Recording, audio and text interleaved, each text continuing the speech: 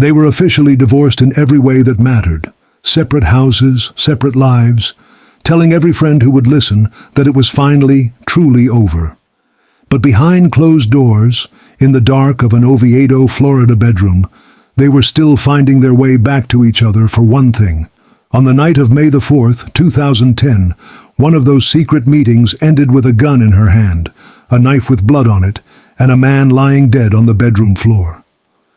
When police arrived, they found a woman on the front walkway of the house, sitting down, crying, bleeding from stab wounds to her stomach, repeating the same words over and over.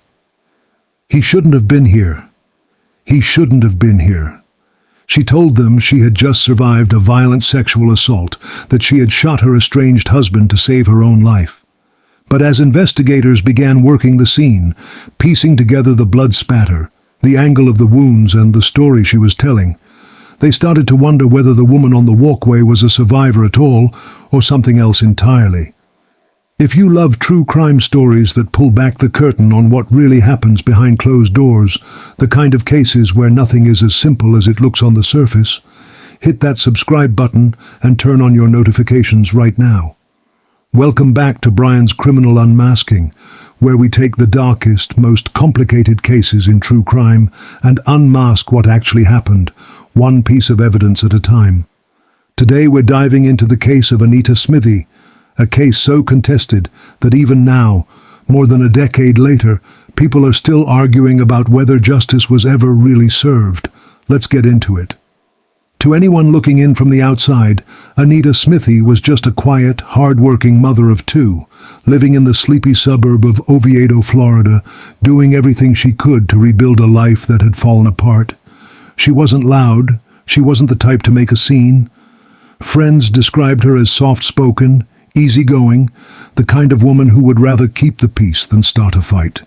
She had already survived one difficult marriage before Robert Cline ever came into her life, and by the time she met him in 2005, she was a single mother trying to hold things together for her kids. Robert, for his part, was also a single parent. He had lost his wife back in 2003, and he was raising a daughter of his own. On paper, they made sense. Two people who understood loss. Two people rebuilding, two people who had already been knocked down once and were looking for someone to help them stand back up. By all accounts, the early days of their relationship were good.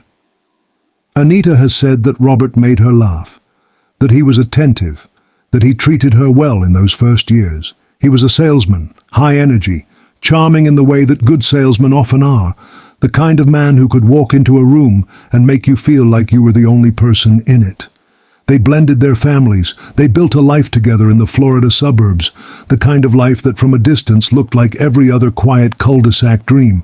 Soccer games, family dinners, the normal noise of a house full of kids. In May of 2007, they made it official and got married. For a little while, it must have felt like they had actually found their happy ending. But happy endings are rarely the whole story. And this one was no exception. According to Anita, almost as soon as the wedding was over, something in Robert changed. Or maybe it had always been there, and she just hadn't seen it yet.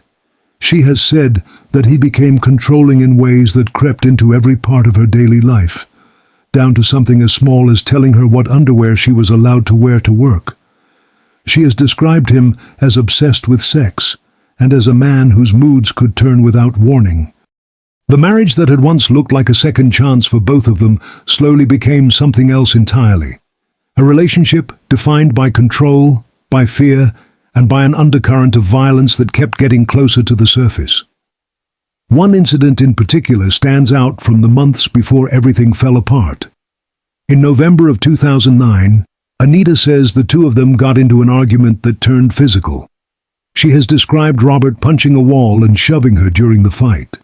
When she tried to call 911 for help, she says he grabbed the phone out of her hands and threw it. She managed to get out of the house and make it to a neighbor's home, where she was finally able to get help. It was, by her account, a preview of exactly how dangerous their relationship had become, and a warning sign of what might be coming if things didn't change. By early 2010, Anita had reached her breaking point. She filed for divorce, She packed up her life and moved into a new home in Oviedo with her 2 young children, determined to start over, away from Robert and away from the fear that had come to define their marriage. On paper, the 2 of them were separated. In practice, according to police reports and later testimony, they were still finding reasons to see each other. That's not unusual in cases like this. Divorce doesn't erase years of history overnight, and for a lot of couples caught in cycles of conflict and reconciliation, the ending on paper doesn't always match the ending in real life. Whatever was still pulling Anita and Robert back together, it was strong enough that even 3 months into their separation, he was still showing up at her house. And on the night of May the 4th, 2010, he did exactly that. According to the account Anita later gave to police, Robert came to her home that evening, even though they had been living apart for months. The 2 of them sat down together, had a shot of tequila, and watched some television, the kind of low-key, familiar evening that 2 people who had spent years together might easily fall into out of habit as much as anything else. At some point, the evening turned intimate, and the 2 of them went into the bedroom, where Anita says what happened next started out consensual. Afterward, she showered, and when she came back into the bedroom, she asked Robert to leave. That request, according to Anita, is where everything went wrong. She has said that Robert became angry, that he started questioning her about whether she was seeing someone else, pressing her again and again for an answer she didn't want to give. And then, she says, the confrontation turned physical. According to the police report, Robert grabbed her, pulled her onto the bed, got on top of her and held what she believed was a knife to her throat, continuing to demand to know if there was another man in her life. For a moment, she says, he got off her to reach for a bottle of lubricant on the nightstand. And in that brief window, Anita says she reached for a gun that was sitting nearby and fired. When it was over, Robert Cline was dead, and Anita Smithey was standing in the wreckage of a night that had started with tequila and television and ended with a body on the bedroom floor. Here's where this story could have gone one of 2 very different directions. If everything Anita said was true, this was about as clean a case of self-defense as you could ask for. A woman defending herself against a knife-wielding attacker in her own bedroom. But almost immediately, investigators started noticing details that didn't line up quite so neatly.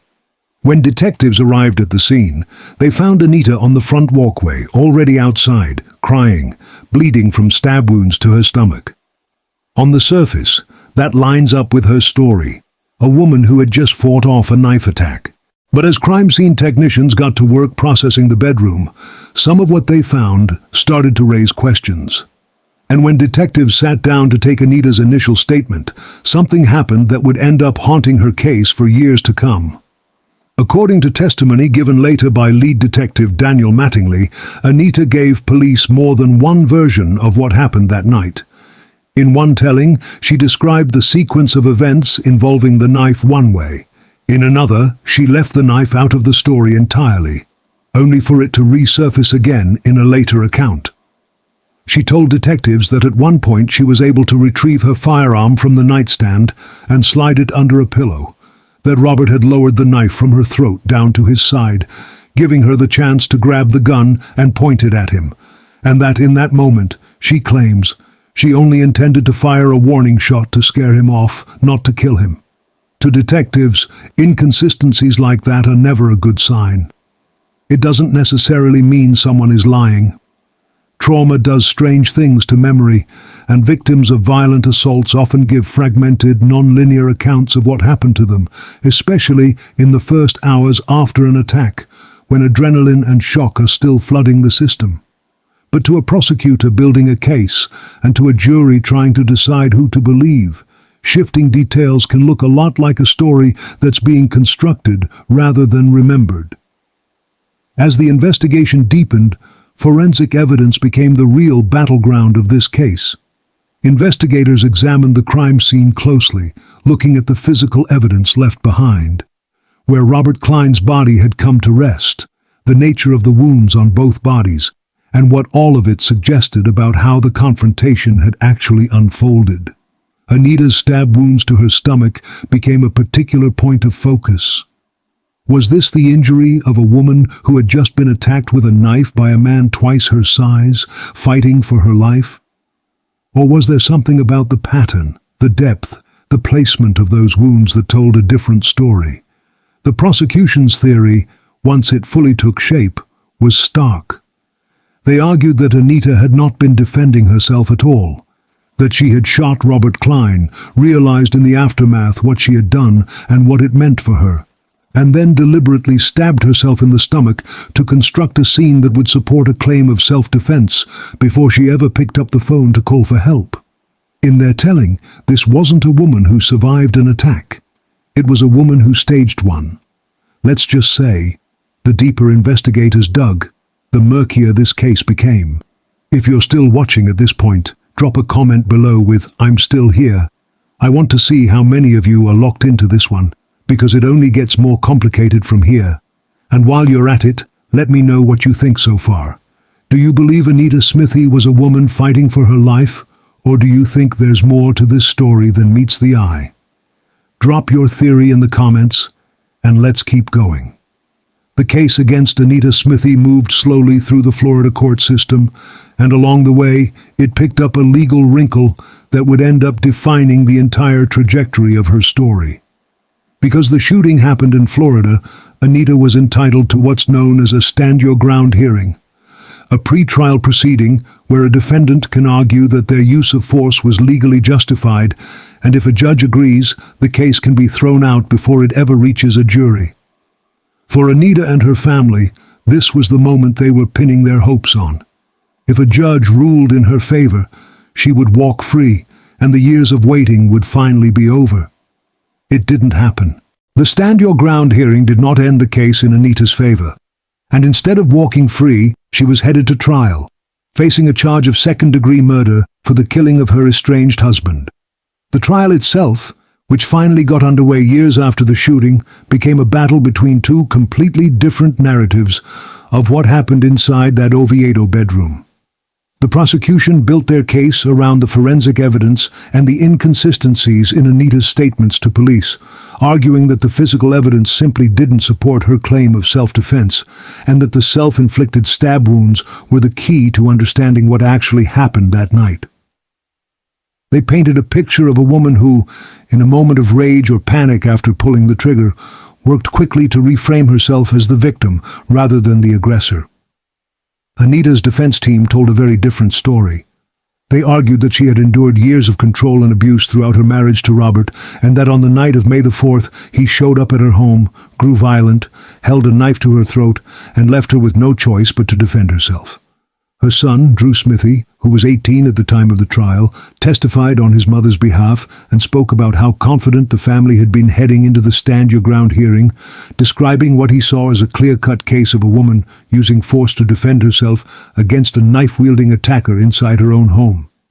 Friends of Anita's also took the stand, including one woman who testified that Robert had once told her, in no uncertain terms, that Anita was not leaving their marriage alive.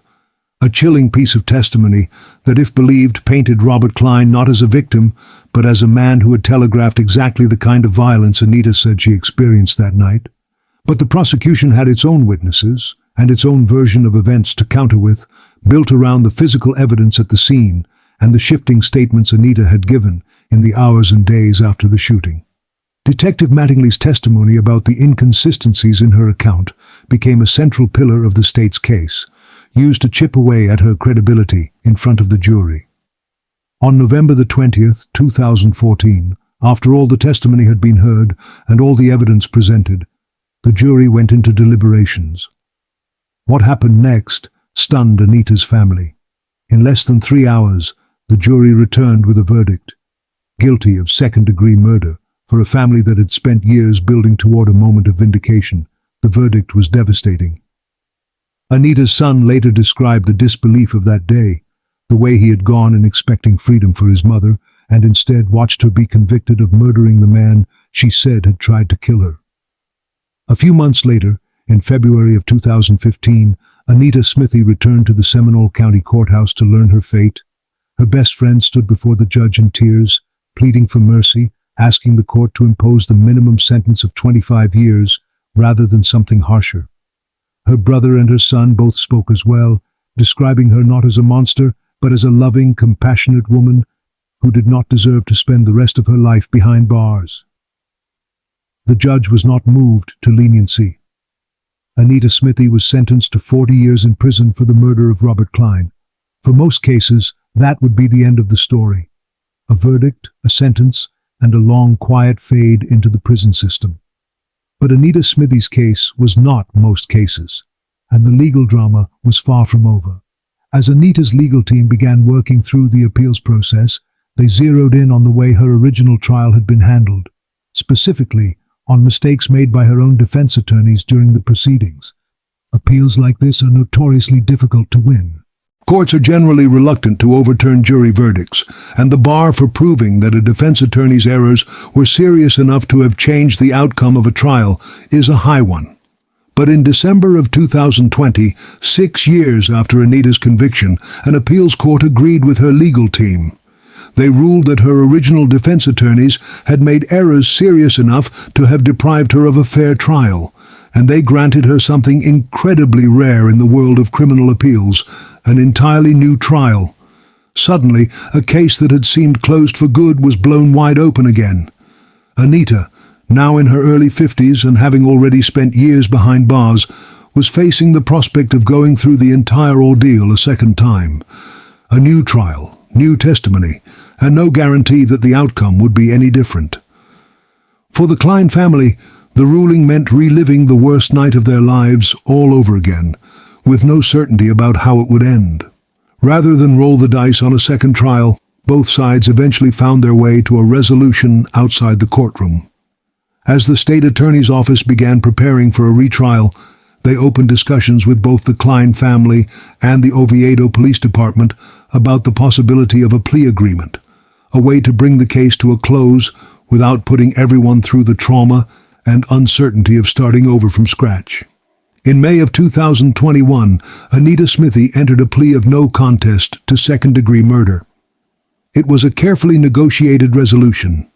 In exchange for the plea, prosecutors agreed to waive the mandatory minimum sentence of 25 years that would otherwise have applied. Instead, Anita was sentenced to 6.5 years, which she had already served, along with 10 years of probation and an order to pay restitution. The agreement came with a significant catch. Though, if Anita ever violated the terms of her probation, the court retained the ability to impose that full 25-year mandatory minimum sentence after all. It was freedom, but freedom with a very long shadow hanging over it. The state attorney's office described the plea deal as a resolution that provided accountability while sparing the Cline family from having to endure the trauma and uncertainty of a second trial. Whether you see it as justice finally balanced or as a case that ended in a compromise rather than a clear answer, one thing is undeniable. After 6.5 years in prison and more than a decade after the night Robert Cline died, Anita Smithey walked out of the justice system a free woman on probation, with her case forever unresolved in the eyes of the public that had followed it. What makes the Anita Smithey case so difficult to sit with isn't just the shifting legal outcomes. It's the fact that at the very center of it all, there are two people whose entire versions of the truth cannot both be right, and only one of them is still alive to tell it. If Anita's account is accurate, this is the story of a woman who endured years of control and fear in her marriage, who tried to leave, who was pulled back into danger the moment her estranged husband showed up at her home uninvited, and who made a split-second decision to save her own life. If the prosecution's theory is accurate, this is the story of a calculated cover-up, a woman who turned a moment of violence into a murder and then engineered the physical evidence to make herself look like the victim. The case drew national attention, featured on CBS's 48 Hours, where Anita's own family spoke about their hopes heading into that Stand Your Ground hearing and their devastation when the jury came back against her. It was later revisited by Investigation Discovery, examining Anita's time behind bars and the relationship she built with other women serving time alongside her. More than a decade after that night in Oviedo, People are still debating this case in true crime forums and comment sections across the internet, still picking apart the forensic evidence, still arguing about whether the physical evidence really proved what prosecutors claimed it did, and still wondering whether the eventual plea deal represented justice, or simply the least painful way to close a case that had already dragged both families through years of anguish. For Robert Cline's family, the story is, in a very real sense, still about a man who is no longer here to defend his own character, a man reduced in the public conversation to a set of allegations he never got the chance to respond to. For Anita's family, it's a story about a woman who spent years insisting she did what she had to do to survive, and who ultimately spent 6.5 years in prison, followed by a decade of probation, for a night, she says, began with tequila and television and ended in a fight for her life. What's clear is that nobody walked away from May the 4th, 2010, unchanged. A man lost his life.